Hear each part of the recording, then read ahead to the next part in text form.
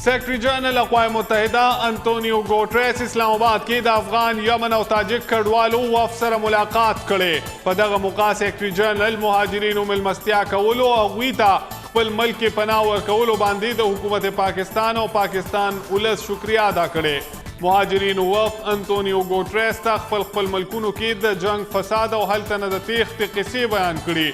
Secretary general अक़वाम मुत्तहिदा बा सदर मुमलिकत और वज़ीर आज़म इमरान खान सर हम मुलाकातों कवी।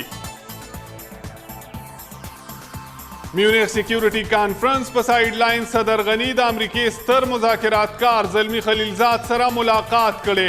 पदग मौका अफगान अमन अमल की शव परमख्तग और अफगानिस्तान के मुजवज़ा और बंद बांधी तफसीली तबादला ख्याल शवे। वड़ांदे गनी द अमरीकी सेक्रेटरी खारिजा माइक पोम्पियो सेक्रेटरी दिफा मार्क एस्पर सर हम लिदकात कड़ू के अदा कीगी। द नई मुल्हक पमड़ीना तहरीक इंसाफ द्रेव रजुलपारा द सोग ऐलान करे। PTI खपल सियासी हल जले उद्रवली मुख्तलिफ सियासी मशरानों द नई मुल्हक पमड़ीना द अफसोस इजहार करे। द तहरीक इंसाफ पर मरकजी सेक्रेटरीट की द नई मुल्हक लपारा लासनीवा हम कीगी। 13 रज वजल शवे रुकन सिंध असम्बली शहनाज अंसारी जनाजी मूंद नौशहर व फिरोज के अदा करे शो। जनाजा के द जोन मुख्तलिफ सांग सरा ताल्लुक लरून की खल को शिरकत करे। पीपल्स पार्टी द शहनाज अंसारी द वजन गंदन करे। पार्टी ल तरफ द मुलजिमानों गिरफ्तार मुतालिबा हम शवे। तर्जुमान नून लीग मरियम औरंगजेब विलिदी च द शरीफ ग्रुप पर दफ्तरों चापे वहल शवे खो हिस त्रेनदी बरामद शवे। पकार द ओस पर बनीगाल और जमान पार्क हम चापे वहली शी पता दे उकड़ी शी च द पेखवर मेट्रो पर अरबाव रुपए चर ततले कद जहांगीर तरीन और खुसरो बख्तियार पर मिलूनो हम चापे वहल शवे। नुमालूमा बची च दौड़ो चीनो स्टाक कम ज्यादा। फिरदौस आशिक अवान दे खुले समा खोदवी कमा खलोस पर दलान खपल हल्की तबसर हम वरखारा नकड़ी शी। द रहनुमा Noon league Rana Sanaullah press conference वाई च फिरदौस बाजी स्पके खबरें कवी पकार द च कलार शी हुकूमत सर ATM मशीन दे कम च हुकूमती खर्चे बर्दाश्त कवी। शहजाद अकबर ढेर जोरो लगो खुदमुंग पर मंसूबों किए द करप्शन जरा कोने लगवल शो। द अक़वाम मुत्तहिदा जनरल सेक्रेटरी हम मौजूद है वर्त खिताब कवी।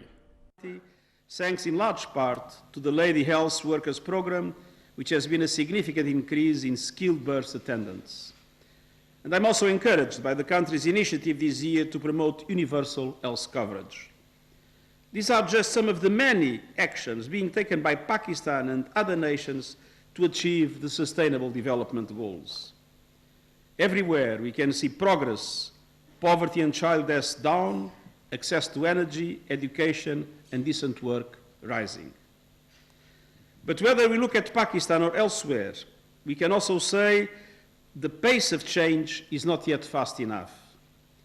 In Pakistan, you are grappling with major challenges relating to HIV and polio, environmental degradation, and providing education, skills, and jobs for all in one of the youngest countries in the world. And globally, the story is similar.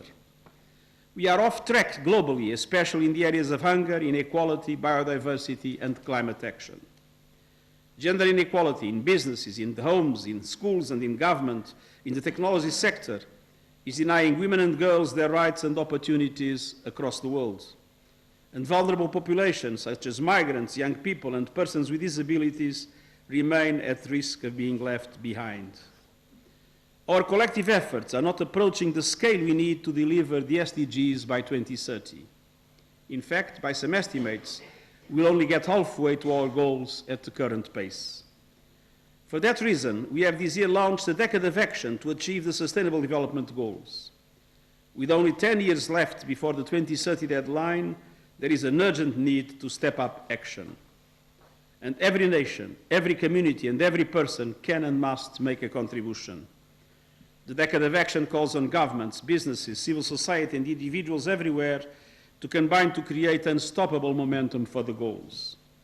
The recipe is clear. First, to mobilize everyone around a common effort.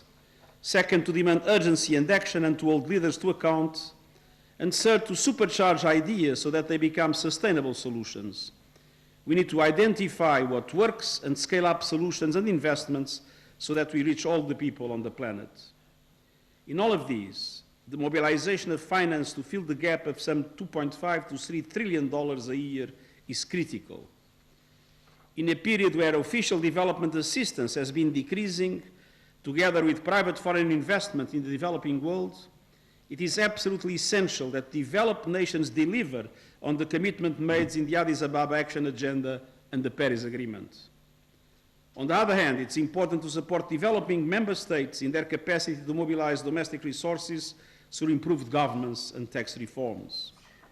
But the success of national efforts also requires the international community to be more effective in clamping down on illicit financial flows, money laundering, and tax evasion. At the same time, we need innovative financial tools to help in de-risking private investment and in the developing world to channel more stronger resources to achieve the SDGs. Ladies and gentlemen, I firmly believe we can be the generation that ends poverty and hunger and conquers injustice and inequality. But it is not going to be easy. We face multiple obstacles. Geopolitical tensions are higher, and they have been for years, and unpredictable changes in power relations in a chaotic world are placing a strain on the multilateral system that has largely kept the world safe for the past 75 years. Global mistrust, due to the growing inequality and unfair globalization, is growing, not only between nations, but between peoples and their leaders. We also have to address the challenges of the fourth industrial revolution and make sure we embrace the benefits while minimizing the risks posed to human rights and equity around the world. But finally, and central to the discussion today, there is the climate emergency. This is the threat that I believe is most grave and most urgent, yet it is something I am convinced we can tackle if only we can generate the political will and the unity we need to make a difference. Climate disruption is a clear and present danger worldwide, but let us for a minute look at it through the lens of Pakistan. Like other developing countries, Pakistan has contributed little to the problem, yet faces disproportionate vulnerability because of it. In the past decade, Pakistan has lost some 10,000 lives to climate-related disasters, including 1,200 who died due to a terrible heat wave in Karachi in 2015.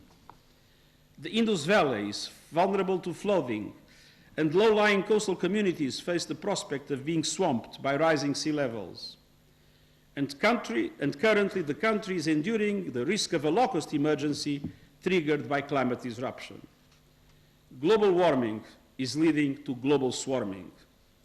But the biggest worry for Pakistan is water. This is true for all the people of Central, South, and East Asia. We rely on the water towers of the Himalaya. Pakistan's smallholder farmers, who represent more than 40% of the labor force, produce 90% of the nation's food supply and generate 75% of the country's export revenue. They depend on rainfall and on irrigation from rivers fed by receding mountain glaciers. In fact, 80% of Pakistan's water use is for agriculture, and it is under threat. Pakistan is one of the 15 most water-stressed countries in the world. As temperatures rise and glaciers melt, Pakistan's goals for reducing poverty and guaranteeing food security are put at risk. And Pakistan is not alone. The same story is mirrored across the globe. We see it in the droughts which threaten the Horn of Africa and the Sahel, and the wildfires that have caused so much suffering both in Australia and the United States. No country is immune. And that is why I'm constantly urging global leaders to act on climate change before it is too late. Sadly, after the success of the Paris conference in 2015, our momentum has stalled. COP25 in Madrid was a disappointment. Our planet is burning, but too many decision makers continue to fiddle. The only answer is decisive climate action by governments, businesses and investors, mayors and governors, and citizens everywhere. Gradual approaches are no longer enough. And the next climate conference, COP26 in Glasgow, governments must deliver the transformational change our world needs and that people demand with much stronger ambition. Ambition on mitigation, but also, as we see with the needs of Pakistan and many other developing countries, ambition on adaptation and ambition on finance.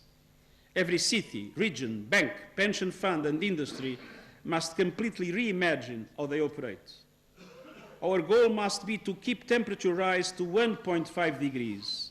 This is what the scientific community tells us is the only way to avert runaway climate change. And to do that, the world needs to reduce greenhouse gas emissions by 45% from 2010 levels by 2030 and to reach net zero emissions by 2050. And the main obligation rests on the major emitters. And there was a map that shows them. Those countries that contribute most to this crisis must lead the way, not least by phasing out coal and ending perverse fossil fuel subsidies. But all countries can and must play a role. I commend Prime Minister Imran Khan for highlighting climate change at the United Nations General Debate last September, and I congratulate Pakistan on becoming co-chair of the Green Climate Fund. And I also welcome the initiatives such as the 10 billion Treat Tsunami campaign and the government's Clean and Green Pakistan movement. I have to say that I was extremely well impressed when I've heard that Pakistan had decided in Islamabad to abolish plastic bags, and that will be the same everywhere. Plastic pollution is today one of the central concerns that we have, especially for the protection of our oceans. And sometimes people are a little bit reluctant of it, but for those that are reluctant, I have a solution here, which is to use bags like these, which is a UN non-plastic bag, to go to the supermarket.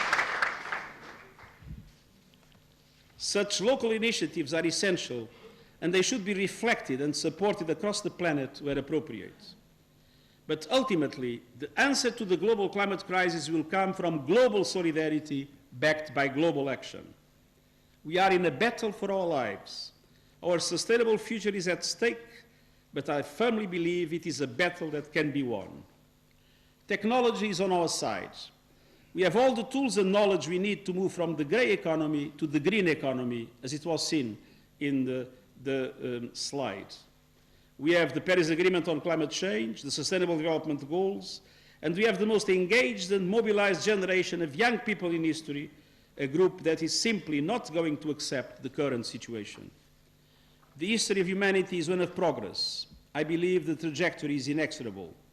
So as we look ahead to 2030, let us look ahead with optimism and determination, knowing that we have overcome great challenges before, and we will surely do so again. Thank you very much, and best success for your program.